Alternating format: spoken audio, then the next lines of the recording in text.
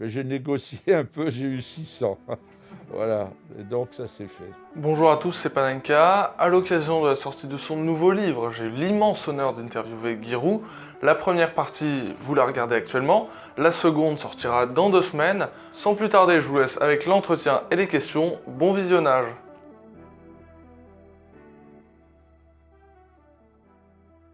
D'où est partie cette grande histoire, votre histoire avec le ballon rond? Ah, c'est parti d'un tout petit garçon, je pense de 5 ans, 6 ans, en 1943 à Poigny. Mon père était prisonnier et ma mère donc était chez mes grands-parents. Et dans le village, il n'y avait pas de distraction du tout, sauf une équipe de foot. Et cette équipe de foot jouait le championnat de Lyon. Et il y avait à Poigny, au château de Régène, la commandanture, donc un général et un grand nombre de soldats allemands, ce qui fait qu'au stade, eux aussi, ils s'ennuyaient le dimanche et venaient voir le match. Et donc là, j'étais derrière les buts, quand le ballon passait, j'allais le chercher, etc. Ça, c'est mon souvenir visuel, je vois ça. Et puis pour jouer, j'étais ami des frères Chantier, les fils du notaire. Et la cour du notaire de Monsieur Chantier, c'est le petit-fils maintenant, Hervé. Il y avait deux marronniers, deux gros marronniers. Il y en a un des deux qui est mort, je vais vous dire comment. Mais on l'a remplacé. Et donc on mettait entre les deux marronniers une ficelle, et c'était le but. Et tant que on n'a pas eu 18 ans, il n'a pas eu de lanterne à sa porte parce que alors on mettait des tirs dedans. Voilà, alors c'est là que ça m'est venu parce que toutes nos vacances, c'était des matchs interminables à partir de l'âge de donc 5, 6, 7 ans jusqu'à ce qu'on soit adulte. Alors je vais vous dire pourquoi le marronnier était mort. Le marronnier a sauvé la vie de la famille. Il y a eu à Poigny une petite bataille entre la division d'Asreich qui traversait le village en remontant vers les Ardennes et une avant-garde de l'armée américaine qui était à Joigny. Et c'était une automitrailleuse avec un canon. Et les Allemands avaient mis un canon face à Joigny. Et il y a eu une bataille, petite bataille d'obus. Ils ont pris un obus, le véhicule américain.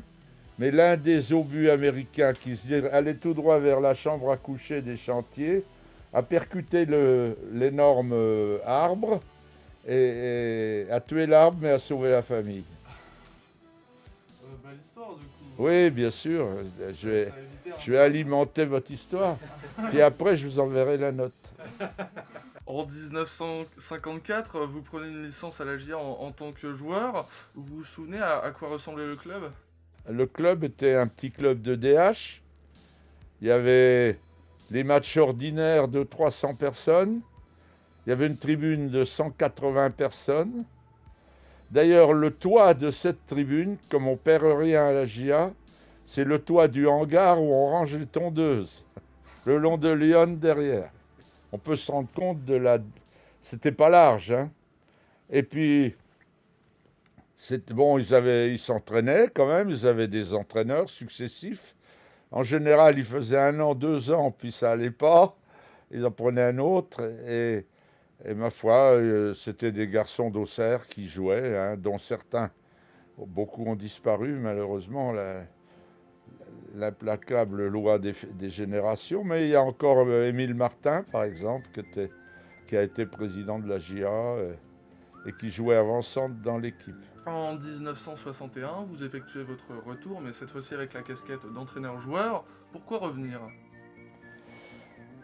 C'est un enchaînement de circonstances complètement indépendantes les unes des autres. Moi, j'ai essayé d'être professionnel à Limoges. Après une année, il m'avait prêté à Poitiers, puis 3 ans à Limoges, en étant maître d'internat. Donc, je faisais 3 métiers. Je jouais au foot, j'étais étudiant et maître d'internat et même un quatrième métier parce que j'étais syndicaliste à l'UNEF. Bon, et puis j'ai fini tout ça, à peu près mes études. Le Limoges FC m'a informé qu'il ne me ferait pas signer un contrat professionnel de première division, que je pouvais aller en deuxième division. Je n'ai pas voulu.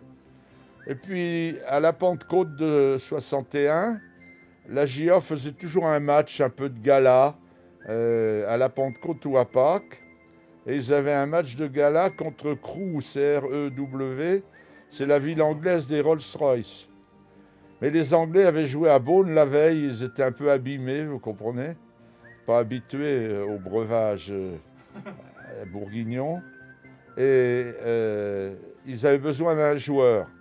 Ils ont fait un appel à la mi-temps, si quelqu'un pouvait parler anglais. Alors moi je parlais anglais mal, mais un peu. Je suis allé, et comme ils demandaient un joueur, moi j'avais mes chaussures dans ma voiture, et j'ai joué avec les Anglais contre la JA, une mi-temps.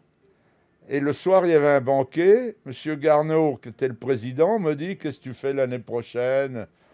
Je dis « Je fais un stage au Centre national du commerce extérieur, à temps partiel. Je vendais du fromage. Bon, alors tu peux jouer chez nous ?» Je dis « Oui, mais je veux être entraîneur-joueur. » Il n'avait plus d'entraîneur depuis le mois de mars. Et donc, ils m'ont dit « Pose ta candidature. » J'ai fait... Ça figure dans l'album des 100 ans, hein, que je vois que vous avez lu. Et donc, j'ai fait ma candidature très détaillée, en disant que je voulais 5 ballons. Il n'y en avait plus que 2, dont un crevé. Les chasubles, les petits buts pour faire des jeux. Mais il n'y avait pas de surface d'entraînement du tout et pas de lumière. Le terrain, il y avait de l'herbe à hauteur d'homme. Je dis, il faut faucher le terrain. Elle m'a dit, on fauche le terrain tous les ans après la moisson. Parce que c'est René Marie, qui était un paysan de la GIA, quoi, qui venait faucher le terrain quand il avait fini sa moisson. Enfin, c'était tout très rudimentaire. Mais il y avait un esprit profond. Il y avait une douzaine de dirigeants. C'est eux qui m'ont embauché. D'ailleurs, pas une douzaine, 11. Et si vous me le demandez, je vous dirai comment. Du coup, comment ils vous ont embauché? Très bonne question. Donc, ils m'ont demandé un projet. J'étais toujours pion à Limoges. Je jouais, je finissais la saison. Je suis monté un week-end, et un lundi. Et j'étais au patronage, en bas. Et la réunion avait lieu au premier étage. Ils m'ont dit, il y en a pour 5 minutes, c'est une formalité. C'était les 5 premières minutes de 2 heures qu'ils m'avaient annoncé. 2 heures après, ils me font monter. Bon, c'est toi, unanimité, pas de problème. Bon, très bien, je commence à discuter des ballons, des détails, de commencer à travailler, quoi. Et bon, et 2 ans après, donc je suis embauché. 2 ans après, l'un des 11... sa femme vient me voir, j'étais donc à Auxerre, et c'était après mon retour du service militaire en Allemagne.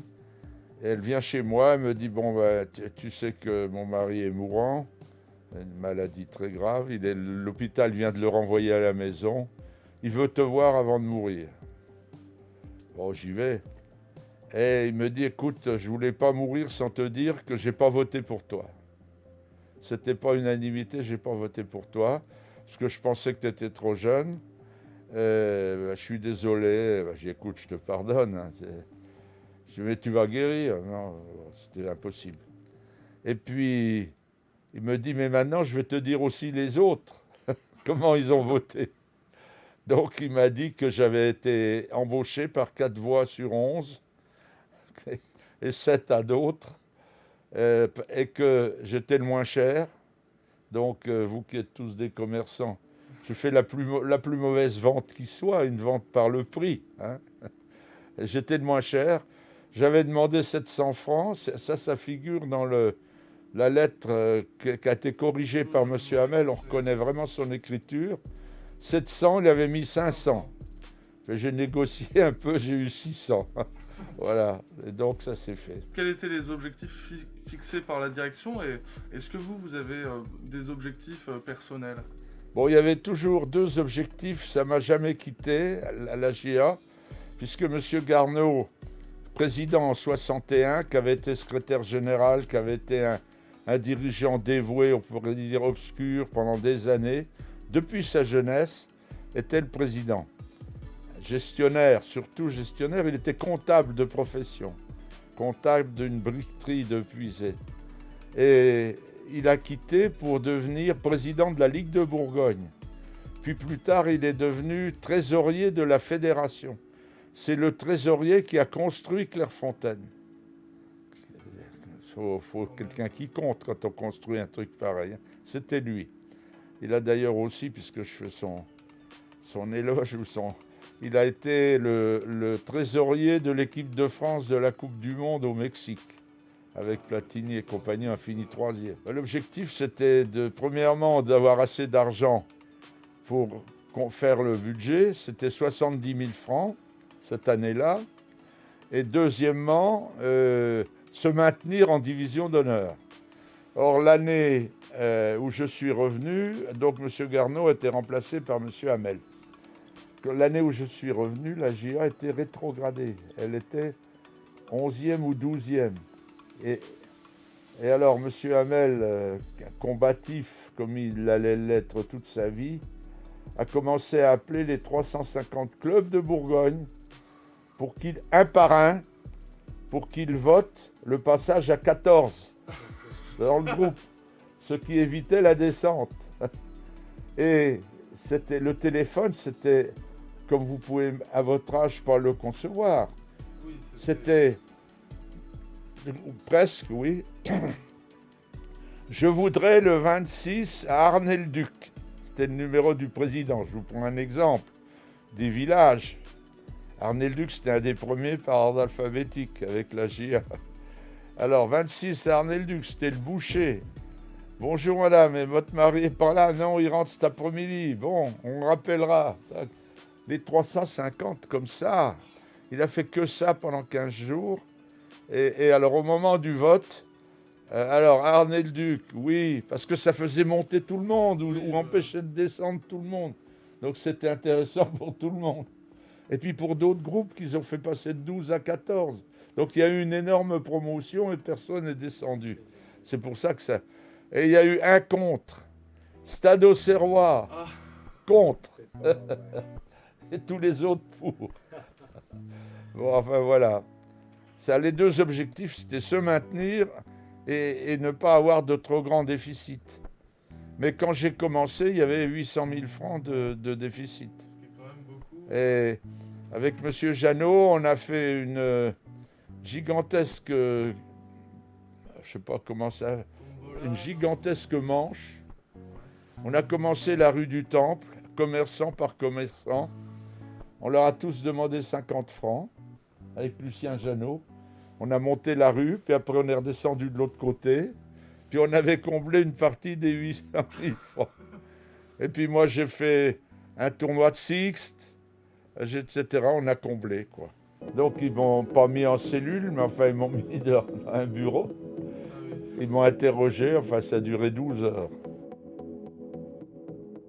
J'étais à 10 mètres de Niskens quand il faisait des reprises de volée ou de Cruyff, une chance extrême. Abonnez-vous à Panenka.